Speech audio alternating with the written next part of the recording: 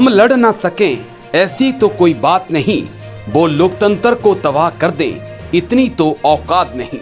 ये शब्द मेरे नहीं, ये शब्द राहुल गांधी के ट्विटर से मैंने लिए हैं। ईडी पूछताछ कर रही है, राहुल गांधी जा रहे हैं और जो सवाल ईडी पूछ रही है उसका जवाब भी मुस्कुरा के वो दे रहे हैं। मगर कांग्रेस के कार्यकर्ता अपने नेता की पूछताछ से आहत हैं और वो उसके खिलाफ विरोध प्रदर्शन कर रहे हैं। इस विरोध का हक उन्हें लोकतंत्र देता है, हमारा संविधान देता है।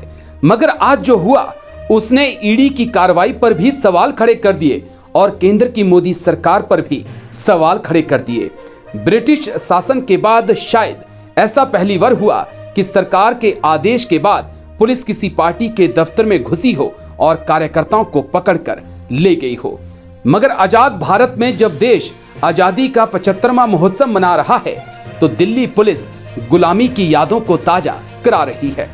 आज मोदी सरकार, भारतीय जनता पार्टी और मोदी सरकार की पिट्ठू दिल्ली पुलिस गुंडागर्दी की सब हदें पार कर गई। आज जो 75 वर्षों में नहीं हुआ वो मोदी सरकार की पिट्ठू पुलिस ने भाजपा के इशारे से किया।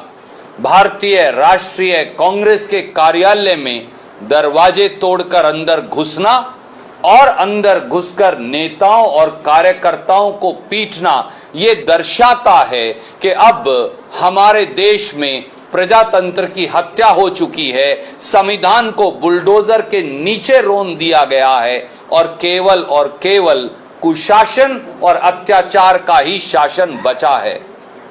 पर इसे चेतावनी माने दिल्ली पुलिस भी और भाजपाई कि हमारे सब्र का इम्तिहान ना लें।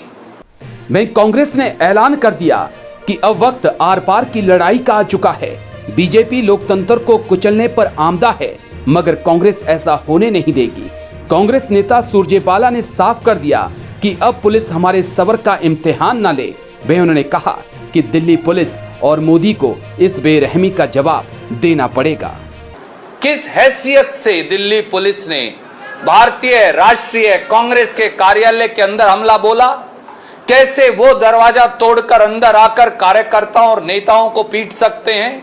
फिर तो इस देश में हर घर में जहां मां, बहन, बेटी, भाई, पिता है, दरवाजा तोड़ेगी दिल्ली पुलिस, अंदर जाएगी और पीटेगी और कहेगी आप घर में 5 लोग क्यों बैठे हैं? इसका जवाब और हिसाब दोनों मोदी सरकार और दिल्ली पुलिस को देना पड़ेगा।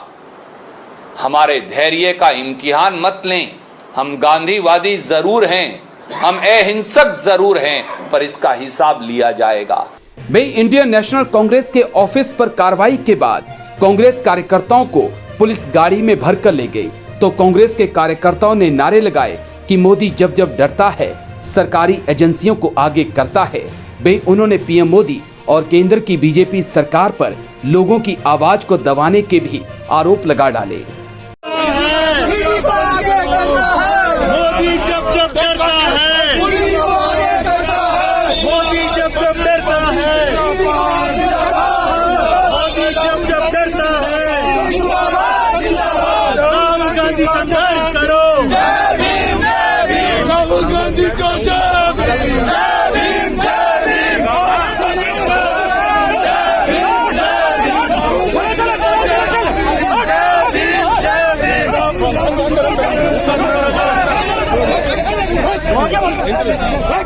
नरेंद्र मोदी जब डरता है ईडी को आगे करता है, सरकारी एजेंसियों को आगे करता है।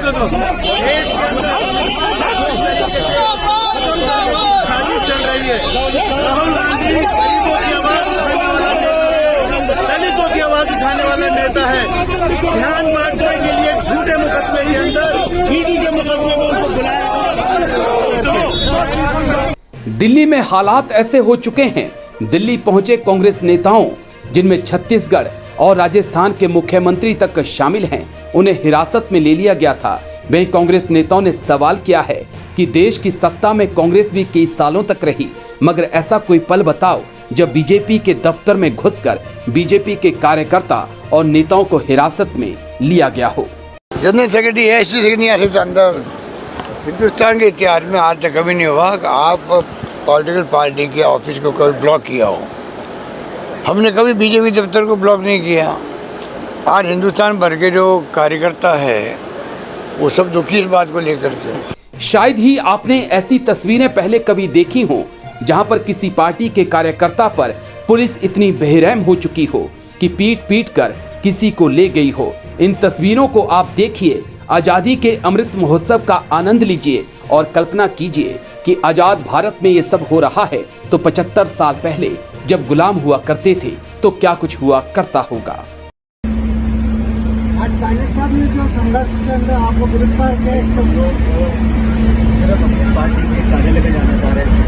जिस तरह सरकार ने, पुलिस ने सब लोगों को अरेस्ट किया, डिटेन किया, पता नहीं बहुत खाने के लिए जा रहे हैं, लेकिन ये बड़ा गलत है। लोकतंत्र के लिए अपनी बात रखना चाहते हैं तो कानून हम तोड़ नहीं रहे। अपनी पार्टी के ऑफिस जाने में रोका जा रहा है। इस प्रकार की तानाशाही और रवैया मैं समझता हूँ लोकतंत्र के लिए बहुत बड़ा संकेत है। इसकी घोषणा करता हूँ, निंदा करता हूँ, लेकिन अपने संघर्ष को जारी रखेंगे और न्याय के लिए हमेशा लड़ते रहेंगे। राहुल वहीं कांग्रेस नेता सचिन पायलट ने बीजेपी पर निशाना साधा और कहा कि बीजेपी कांग्रेस की आवाज दबा नहीं सकती क्योंकि अन्याय के खिलाफ लड़ना कांग्रेस का इतिहास रहा है। तस्वीरें बेशक गुलामी की याद दिला रही हों, मगर सवाल कुछ हटकर हैं। सवाल इस बात का है कि क्या सच में ईडी बीजेपी के कहने पर कार्रवाई कर रही है। सवाल इस बात का भी है कि जब राहुल गांधी ईडी के ऑफिस में जाकर जवाब दे रहे हैं तो कांग्रेस के कार्यकर्ता प्रदर्शन क्यों कर रहे हैं। मगर इतना जरूर है कि ईडी के राहुल पर एक्शन ने इतना तो जता दिया है कि कांग्रेस अभी जिंदा है।